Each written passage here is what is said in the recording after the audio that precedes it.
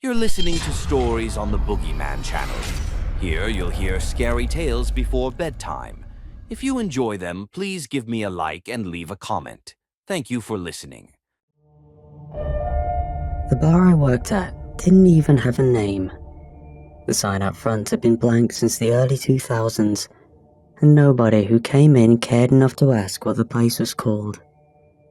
We could have been called Drink Here, and it wouldn't have changed a thing. Most of our regulars were either in debt, going through their third divorce, or waiting to die. Or for a few, it was a combination. I worked at the bar because it paid me in actual money, not drink tokens or promises, most of the time. I was behind on rent again. My bank account was so low it rounded to zero, and I'd already tried every get-rich-quick scheme that TikTok, Reddit, and sheer desperation had to offer. I didn't have the face for tutoring or the charm for streaming, and dropshipping died before I figured out what the hell it even was. That night, I was wiping down a chipped glass for the 6th time, wondering if I could call in sick tomorrow and still keep the job. I stared at the TV bolted above the bar. Usually, it was sports reruns or weather warnings. That night, some televangelist was pacing around a fake church set, waving a crucifix like he was directing traffic. He was going on about demons, speaking in a voice that cracked between shouts and sobs. People in the audience were crying. It looked like bad theatre. But what made me freeze was the giant number at the bottom of the screen. Cleansing services start at $2,499. I blinked at it. The screen cut to a testimonial, some woman hugging him and crying about how walls don't scream anymore. Then the price flashed again, nice and bold. I stood there, glass in hand, getting ready for round 7, wondering how this guy was making 3 months of my rent by waving a book and shouting at drywall. Then I set my glass down, wiped my hands on my jeans, and made a decision that, at the time, felt kind of brilliant. Back at home, I sat on my mattress, opened my laptop and typed, "How to do an exorcism real good" into the search bar. The stuff that came up was mostly religious doctrine and official church rules, all of which boiled down to, you need to be ordained, and also don't do this. Not helpful. So, I switched to the weirder side of the internet. Blogs with names like Sacred Warrior Cleansing Services and Ascended Realm Brotherhood. That was where the real gold was. Guys in robes charging $500 an hour to wave herbs and throw salt at basements. I could do that. I already had herbs in my kitchen. Sure, they were expired parsley flakes and garlic powder, but it was a start. I wrote a shopping list.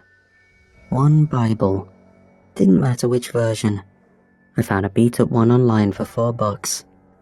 Salt. Table salt worked fine. Crucifix. Plastic from a Halloween shop, spray-painted gold to look slightly less like a toy. Candles. The dollar store ones that came in packs of 10. Latin phrases, copy-pasted from demonology forums. I didn't know what I was saying and didn't care, as long as I could confidently pronounce them. I practiced in the mirror that night, waving the crucifix and muttering, "Exorcizo te spiritus immundus," while trying not to laugh. I looked ridiculous, but I knew it wouldn't matter. If someone was desperate enough to call me, then odds were good they didn't have a priest on speed dial. They'd be about as clueless about priests and exorcisms as me. I made a Craigslist listing under the name Brother Elias because it sounded both biblical and fake enough that nobody would try looking me up. Added a line that said, "No spirit too dark, no presence too strong, guaranteed results." I went to bed and figured it'd be a few days before anyone actually called. It took 6 hours from the time I woke up. The call came in around noon. I almost ignored it because I thought it was my landlord again, but something told me to pick it up. Probably that little voice in my head called rent anxiety. She sounded nervous. Quiet, breathy voice, like she thought someone was listening on her end too. Said she'd been hearing banging at night and whispers in the hallway. Thought maybe someone had died in the house years ago and never left. She mentioned she lived alone, which made her desperation more believable. People who live alone get haunted more. I think that's a law in movies or something. I scribbled down her address, told her brother Elias would arrive within the hour, then immediately spent 15 minutes Googling how far away she lived and trying to remember if I'd printed out my Latin cheat sheet. I didn't have a car. I had to borrow my neighbour's, a beat-up Civic that smelled like ashtray and beef jerky. I kept rehearsing lines on my way over. "Be gone, foul spirit," and "I cast you back into the abyss," even though I had no idea where the abyss was, or if it had a return policy. The house was really small and beat up. Shutters held together with cracked paint. Looked like it hadn't been renovated since the Cold War. She answered the door in a floral bathrobe and heavy slippers, hair up in pink rollers. Real throwback energy. Her eyes darted past me like she thought someone might be following. "I'm so glad you came," she whispered, like this was a covert operation.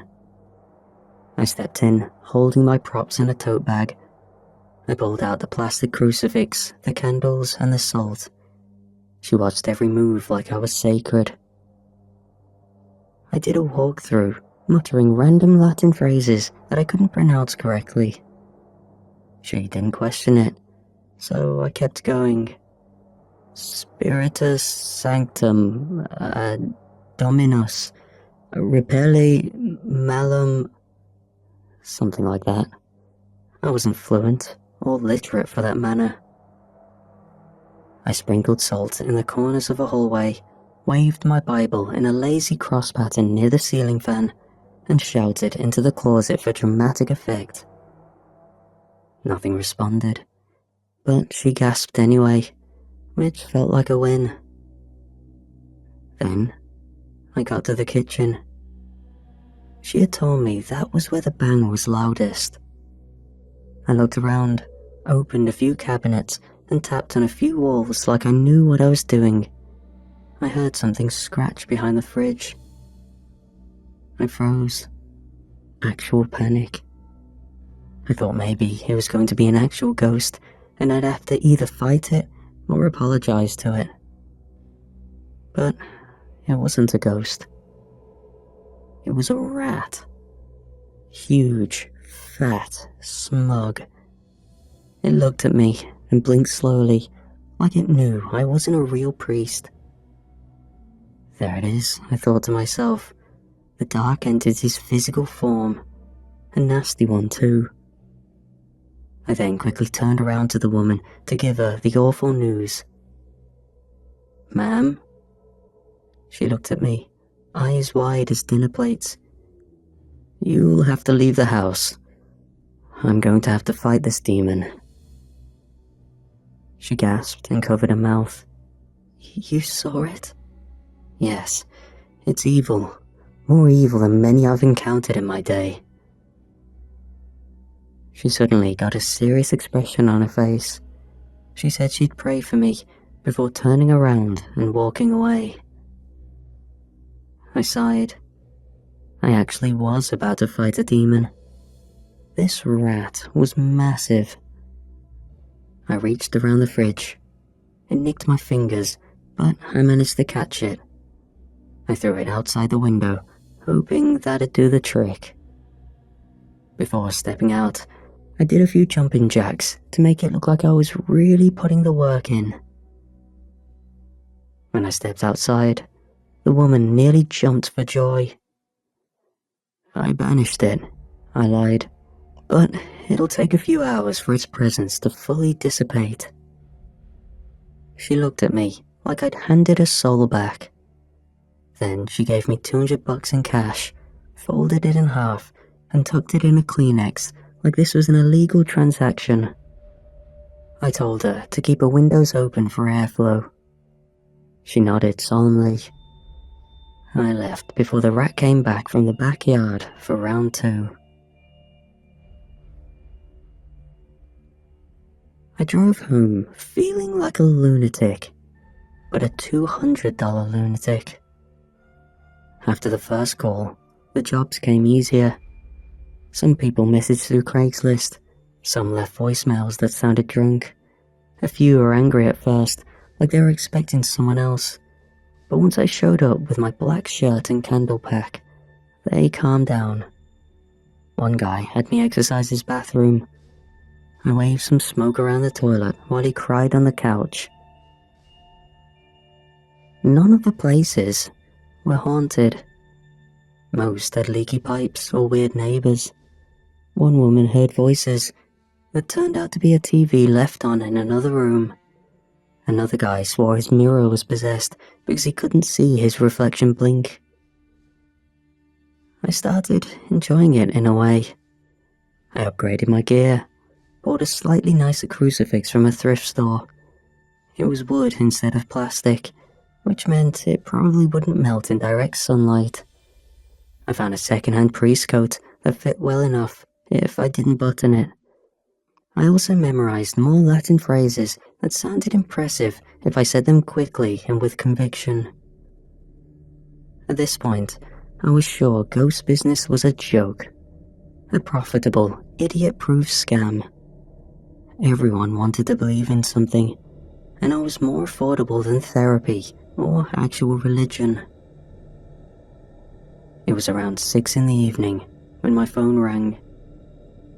I was microwaving instant noodles and trying to remember if I still had eggs in the fridge. I answered with my usual fake calm voice. Brother Elias speaking. The man on the line sounded tense. He said he got my number from a friend for whom I had performed an exorcism. Didn't say who. Said he had a situation and needed me to come out tonight if possible. Offered double my rate before I could even respond. I grinned and told him that he's too kind. He gave me an address on the edge of town. He told me the house had been empty for a while. He hadn't wanted to go back in there alone, but now that I'd be coming with him, he felt pretty confident. Said there had been an incident. When I asked him what kind, he paused. Personal, he said, but the energy's still there, I'm pretty sure. I wanted to ask what he meant, but I also didn't care. He was paying double. I threw my supplies in the tote again, grabbed the wooden crucifix and a fresh box of candles, then borrowed the Civic for another run.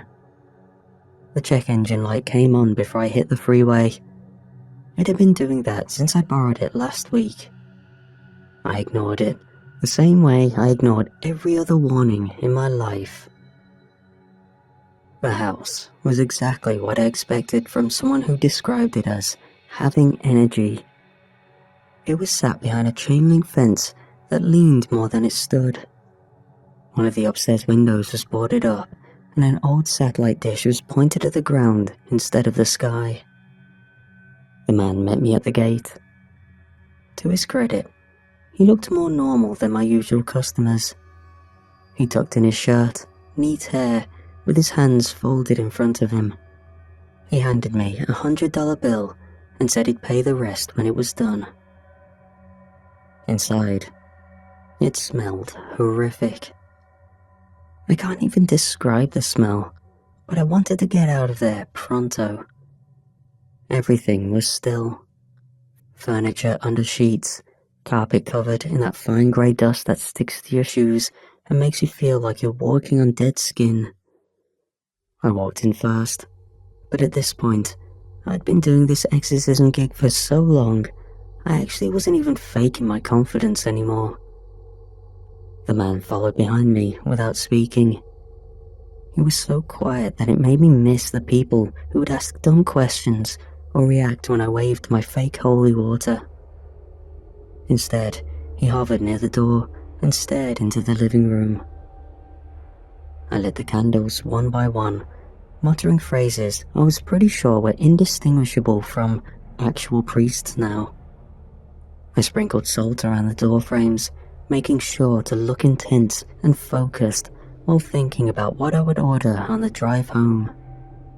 I opened my Bible to a random passage, traced my fingers down the margin, and read the first verse I saw. "Woe unto them that call evil good and good evil," I said out loud. But something felt off. Not loud or obvious, more like a draft you only notice when the back of your neck starts to itch. I'd circled through every room on the main floor, performing what I generously call rites. I figured we were about done, though I hadn't found out what the cause of his haunting was yet. Then, the hallway door slammed shut behind me. I didn't jump, but my shoulders did move a little, unprofessionally. I turned around, trying to see what made the noise. Another door slammed, this time the one to the kitchen. That one shook the wall. A second later, something clattered behind me. I turned and saw a plate spin off the counter and explode onto the floor. I paused. I looked at the homeowner to gauge if this was some kind of sick prank, maybe a setup, a weird joke to get back at whoever referred to me. But he wasn't laughing. He looked nervous and scared. "You seeing this?" I asked, pointing at the mess. He nodded. I stared at the shattered plate, then at the ceiling. "Okay," I said, a voice a little higher than before. "Strong one, strong presence. We'll need more tools for this." I started walking toward the front door. If this was a prank, I wasn't giving them the satisfaction. If it wasn't, then I was going to regroup in the car, come up with a better excuse, or just drive away and pretend someone in my immediate family died or something. I reached for the door and grabbed the handle with what I hoped looked like casual authority. Turned it. Nothing happened. I twisted harder. It didn't budge. I glanced over my shoulder. "You locked this?" He shook his head slowly. I tried again. Still locked. I then leaned into it, pressing my weight forward, then stepped back and gave it a good rattle. It stayed shut. That was when the sweat started under my shirt. We'll give it a second," I said out loud. I turned back toward the man, hoping for some input. He wasn't looking in my direction. Instead, he was looking toward the hallway. His face had gone slack, his mouth opened slightly, and his eyes widened without blinking. I didn't like that expression. I followed his gaze. A wind came through the hallway, cold and unnatural. It passed through me with enough pressure to push the air out of my lungs.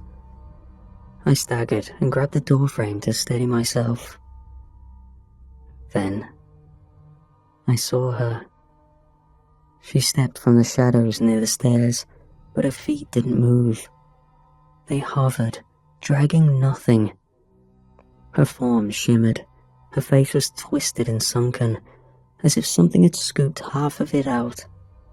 Her eyes were pitch black and glossy, dripping some thick, black sludge that slid down her cheeks and vanished before hitting her jaw. Her hair looked soaked. Her dress clung to her in patches, like it had dried in places and stayed wet in others. I wasn't quite sure what to do. "That's her," he said, turning to face me. Instinctively, I got my salt jar out and hurled salt at the supposed ghost. It did nothing. Then I threw the entire jar at her. If this was a person in a costume, it was about to do some real damage. It went through her and hit the floor behind her, bursting open in a stupid little splash of white grains. The blessed salt did nothing, the man quizzed. Blessed? I thought to myself. You had to bless the salt? I saw the man trembling, his hands at his sides, eyes locked on her. I looked back at the ghost. This whole time, she completely ignored me and my presence. Her gaze was fixed on him. She moved. One moment she stood by the wall, and the next she passed straight through the air and collided with him. He dropped instantly. His back hit the floor, and then he began to convulse. It wasn't natural. His body seized in waves, his arms smacked the floor, and his legs bent wrong. His mouth opened, but no noise came out. He slowly started levitating. I stood, frozen, completely useless. I had no script for this part. None of my notes said what to do when your fake demon actually showed up. I looked around for something holy, but all I had left was a melted candle stub and the Bible. I turned and ran for the front door. I didn't expect it to open. I reached for the knob with the full belief that it would be fused shut. But it turned. The door gave way with no resistance. I didn't wait to think about why. I stepped out into the cold night, walked fast to the Civic, and drove off without checking if leaving that front door open meant I'd just released the demon out into the streets. My hand shook on the wheel so badly I nearly drifted off the path twice before returning to the main road. My legs bounced under the dashboard. My stomach was a solid block of guilt and confusion. I didn't even know what I had seen. I kept thinking maybe it was some weird performance art gone wrong. Maybe I'd inhaled something in that house. Mold hallucinations. That was a thing, right? I parked 3 streets away from my apartment and sat there with the engine running. I thought about what would happen if I called someone, told the cops there was something wrong at that house. They'd ask me what. I couldn't say. A dead woman possessed the guy who hired me to perform an exorcism. I didn't even know his name. I'd get asked questions I didn't have answers for. I pulled out my phone and hit the non-emergency number. Said I was a concerned neighbour, hadn't seen the guy in a while, heard something weird from inside, thought someone should check on him. The dispatcher thanked me and said they'd send someone out. I hung up and stared at the ceiling of my car for a while. I was halfway through reheating the same noodles from earlier when the phone rang again, same number as before. "Hello?" "Hi," the officer said. "You called earlier about someone on Shorewell Lane?" "Yeah," I said. "Did you find anything?" He laughed a little. "Guy's fine. Said he was meditating. Really friendly. House looked good too. Clean, quiet, nothing unusual. He said he appreciated us checking in, but asked neighbours not to bother him with noise anymore." I didn't say anything for a second. "Right," I said. "Good. Thanks for letting me know." I hung up, stared at the floor, then at the window, then back at the floor. By morning, my eyes felt like sandpaper, and my hands still had that post-adrenaline tingle. I couldn't stop replaying it. Every time I blinked, I saw her face again. Those black holes where her eyes should have been. The thick drip sliding down her face. I told myself to forget it and move on. But I couldn't. I had to make sure. I slowed as I passed the man's house. My eyes went to the window. He was there, standing behind the glass. He was smiling. His head followed my car as I passed, slow and smooth, like it was mounted on something that could rotate full circle if needed. I drove forward, turned the car, and didn't stop again until I was home with the door locked and the candles thrown in the trash. I saw all I needed to see. I sat at my desk and deleted every ad I'd posted. Brother Elias was officially retired. Maybe I wasn't cut out for the holy arts, after all.